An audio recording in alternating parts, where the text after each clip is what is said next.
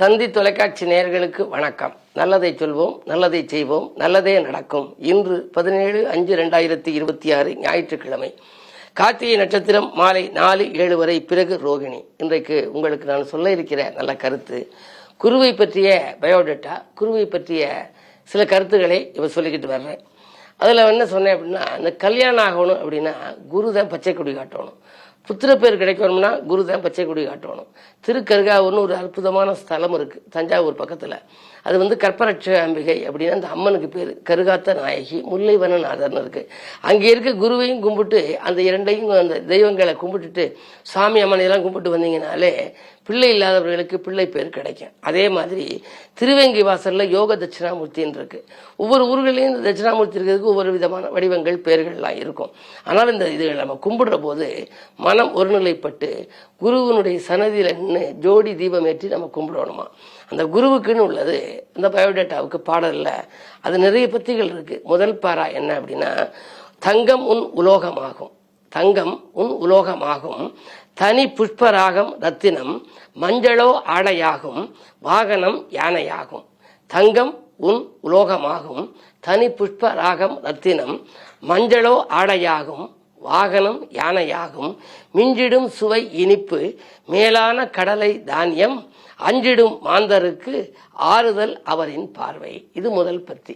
இதுல என்ன நம்ம தெரிஞ்சுக்கணும்னா, தங்கம் அவருக்குரிய உலோகம். குரு ஒருத்தருக்கு உச்சமா இருக்கு. அவர் என்ன பண்ணுவார்னா, குரு ஜுவல்லர்னு வைக்கலாம், குரு நகைக்கடைன்னு வைக்கலாம், குரு பாத்திரக்கடைன்னு வைக்கலாம், குரு ஸ்டேஷனரின்னு வைக்கலாம். ஏன்னா குரு அவருக்கு நல்லது செய்யும்.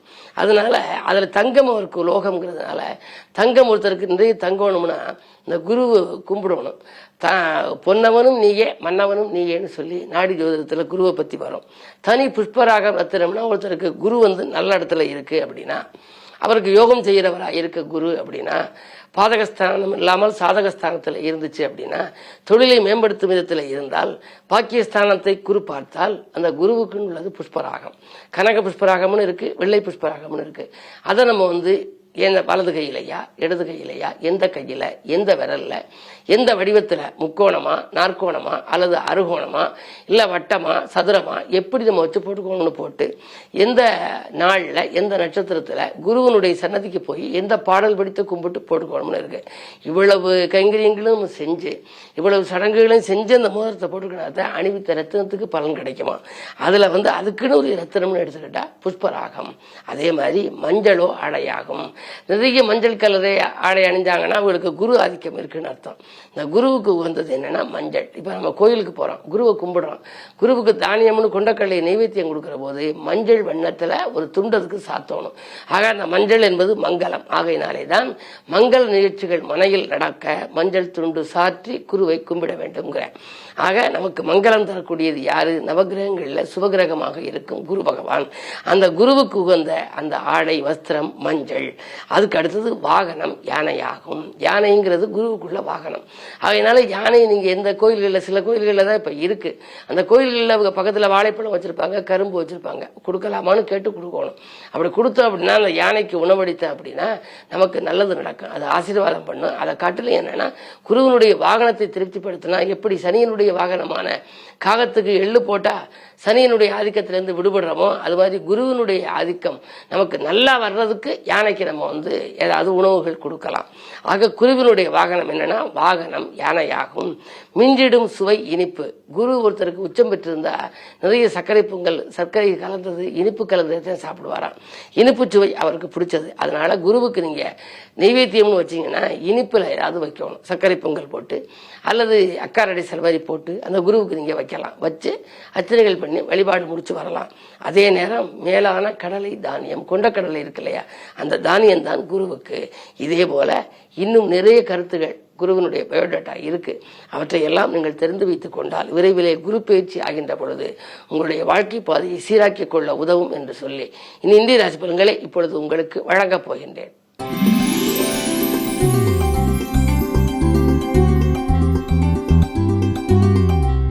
மேசராசி நேயர்களே, உங்களுக்கெல்லாம் இந்த ஒரு அற்புதமான நாள், யோகமான நாள். விரயம் வந்தாலும் விரயத்திற்கேற்ற வரவு உண்டு. 7.5 சனியில் விரயச்சனி நடக்கிறது. எனவே விரயம் தவிர்க்க முடியாததாக அமையும் என்றாலும் கூட வருமான பற்றாக்குறை ஏற்படாது. வாங்கல் கொடுக்கல்கள் சீராகவும் சிறப்பாகவும் இருக்கும். வீடு அல்லது இடம் வாங்குவது பற்றி சிந்திப்பீர்கள். உடன்பிறப்புகள் உங்களுக்கு உறுதுணையாக இருப்பார்கள்.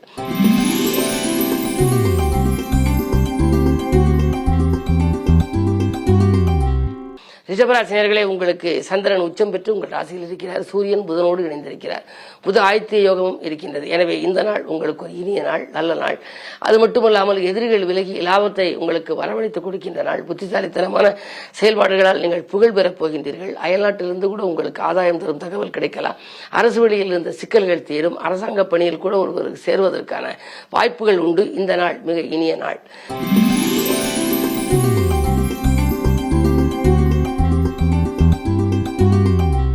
மிதுனராசினியர்களே, உங்களுக்கு குரு சுக்கிர சேர்க்கை இருப்பதனாலே குழப்பங்கள் அதிகரிக்கும், மனக்கிளேசங்கள் அதிகரிக்கும். ஒருவரோடு ஒருவர் விட்டுக் கொடுத்து செல்வது நல்லது. குடும்பத்தில் இருப்பவர்கள் உங்கள் குணமறிந்து நடந்து கொள்ள மாட்டார்கள். கடன் சுமை கூடிக்கொண்டே செல்லும். ஒரு கடனை அடைக்க மற்றொரு கடன் வாங்கும் சூழல் உருவாகலாம். பிள்ளைகளாலும் பிரச்சனைகள் வரலாம். எல்லாவற்றிலும் மன அமைதி இழக்கின்ற இந்த நாளில் நீங்கள் வழிபாட்டின் மூலம் நன்மை செய்ய கிடைக்க வேண்டுமானால் இந்த அருகில் இருக்கும் ஆலயம் சென்று குரு பகவானையும் வழிபட வேண்டும். சிவாலயத்தில் உள்ள சிவனையும் நீங்கள் வணங்குவது நல்லது.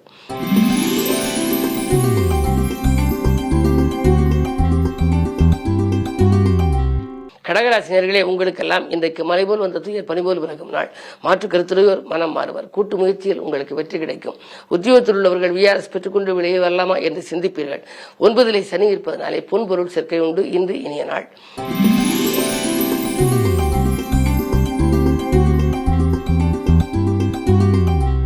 சிம்மராசினியர்களே, அஷ்டமத்து சனியின் ஆதிக்கம் இருப்பதனாலே தொட்ட காரியங்கள் வெற்றி பெறுமா என்பது சந்தேகம்தான். மனக்கவலைகள் அதிகரிக்கும். பக்கத்தில் இருப்பவர்களால் சிக்கல்கள் வரலாம். விரயங்கள் கூடுதலாக இருக்கும். பணம் அந்த நிமிடமே செலவாகிறது என்று கவலைப்படுவீர்கள்.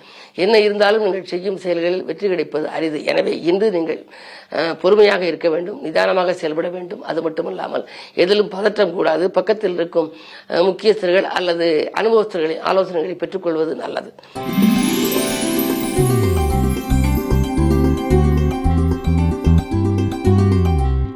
கன்னிராசினியர்களே, உங்களுக்கெல்லாம் இன்று இறை வழிபாட்டால் இனிமை காண வேண்டிய நாள். இல்லத்தில் உள்ளவர்களை கொஞ்சம் அனுசரித்துக் கொள்ள வேண்டும். அஷ்டமத்தில் செவ்வாய் இருப்பதனாலே அலைச்சல் அதிகரிக்கும். ஆதாயம் குறைவாகவே இருக்கும். தொழிலில் உங்களுக்கு குறுக்கீடுகள் வரலாம். பொது வாழ்வில் இருப்பவர்களுக்கு கூட நல்ல சந்தர்ப்பங்கள் வந்து கை நழுவி செல்லலாம். எனவே கவனம் தேவை.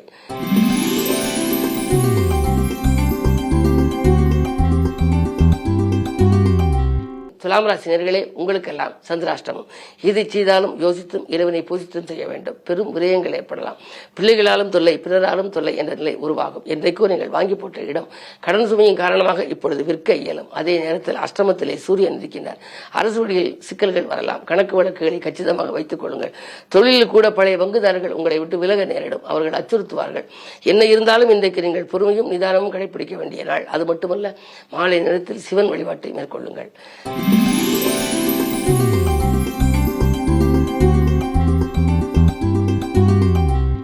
விருச்சிகராசினியர்களே, உங்களுக்கு விடியும் பொழுதே வியக்கும் தகவல் கிடைக்கின்ற நாள். விரும்பிய காரியத்தை விரும்பியபடியே செய்து முடிப்பீர்கள்.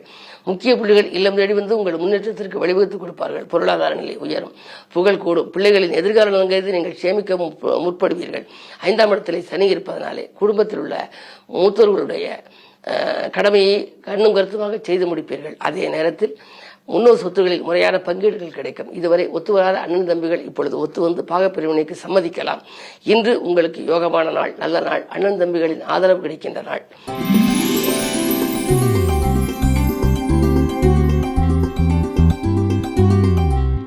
தனுசு ராசினியர்களே, உங்களுக்கெல்லாம் இன்றைக்கு பொது வாழ்விலே புகழ் கூடுகின்ற நாள். பொருளாதார நிலை உயரும். அதே நேரம் 3 ராகு இருப்பதனாலே வழியில் உங்களுக்கு முன்னேற்ற பாதையில் சில சிக்கல்களும் வரலாம்.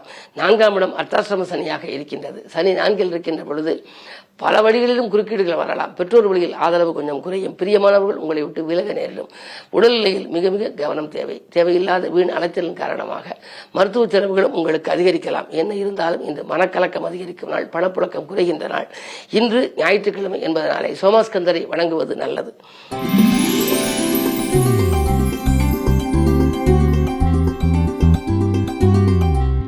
மகர ராசினர்களே, உங்களுக்கு 2 ராகு 8 கேது. எனவே காலசர்ப்ப தோஷத்தின் பின்னணியில் இருக்கின்றீர்கள். நீங்கள் கடந்த காலத்தை காட்டிலும் இப்பொழுது கொஞ்சம் கவலை அதிகரித்திருக்கலாம். இருந்தாலும் கூட அதிலிருந்து நீங்கள் விடுபட வேண்டுமானால் வாய்ப்பு இருக்கின்ற பொழுது சர்ப்பசாந்தி பரிகாரங்களை செய்து கொள்ளலாம்.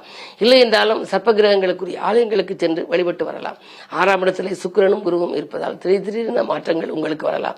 உத்தியோகத்தில் புதிய வேலைக்கு சேரலாமா என்று சிந்திப்பீர்கள். நேர்முக தேர்வில் உங்களுக்கு வெற்றி கிடைத்தாலும் கூட அதை உபயோகப்படுத்திக் கொள்ள இயலாத விதத்திலே சில குறுக்கீடுகள் உங்களுக்கு வரப்போகிறது. 2 ராகு இருப்பதனாலே வந்த பணம் மறுநிமிடமே செலவாகிவிடும். எனவே கவலைகள் அதிகரிக்கும் இந்த நாளில் கடவுள் வழிபாட்டை மேற்கொள்வதே நல்லது.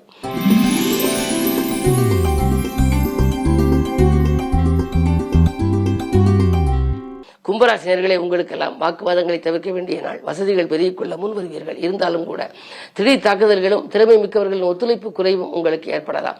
அரசியல் களத்தில் இருப்பவர்களுக்கு பொறுப்புகள் திடீரென மாற்றப்படும். அதே நேரம் 2 சனி இருப்பதால் வாக்கு கொடுத்து விட்டால் கொடுத்த வாக்கை காப்பாற்ற இயலாது. குருவின் பார்வை இருப்பதால் எப்படியோ தப்பித்துக் கொள்வீர்கள் என்றாலும் கூட எதையும் நீங்கள் திட்டமிட்டு செய்ய இயலாத சூழ்நிலையே இன்றைய கிரகநிலைகள் இருக்கின்றன. எனவே நீங்கள் சிந்தித்து செயல்பட வேண்டும். அருகில் இருக்கும் அனுபவம் வாய்ந்தவர்களின் ஆலோசனைகளை கேட்டு செய்வது நல்லது.